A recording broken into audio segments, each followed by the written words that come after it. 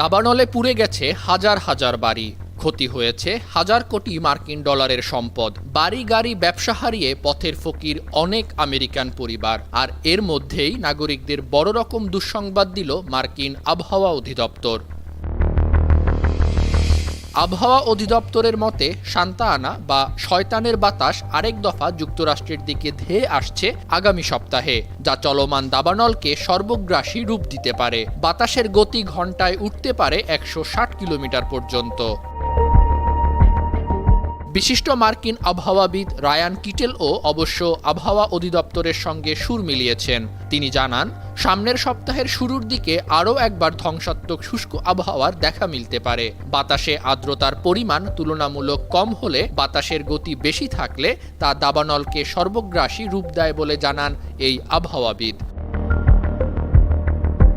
মার্কিন ইতিহাসের সবচেয়ে বিপজ্জনক ও ধ্বংসাত্মক দাবানল বলা হচ্ছে লস অ্যাঞ্জেলস দাবানলকে। ক্ষয়ক্ষতির পরিমাণ অবশ্য তাই প্রমাণ দিচ্ছে। আবহাওয়া পর্যবেক্ষণকারী বেসরকারি সংস্থা আকুওয়েদার বলছে, আর্থিক ক্ষতির পরিমাণ 2.5 থেকে 3 লক্ষ কোটি ডলার। অন্যদিকে ক্ষতির পরিমাণ নির্দিষ্ট করে না বললেও মার্কিন আর্থিক প্রতিষ্ঠান গোল্ডম্যান স্যাক্স ক্ষতির পরিমাণ আরও বেশি বলে ধারণা করছে। আর্থিক ক্ষতির পাশাপাশি জীবনহানি ঘটেছে 27 জনের, অনেককেই খুঁজে পাওয়া যাচ্ছে না। দাবানলে পুড়ে গেছে 10,000 হেক্টর জমি। এছাড়া ধ্বংস হয়ে গেছে 12,300 বাড়ি। পাশাপাশি স্বাস্থ্যগত ঝুঁকির মধ্যে পড়তে যাচ্ছে দাবানল আক্রান্ত এলাকার মানুষ।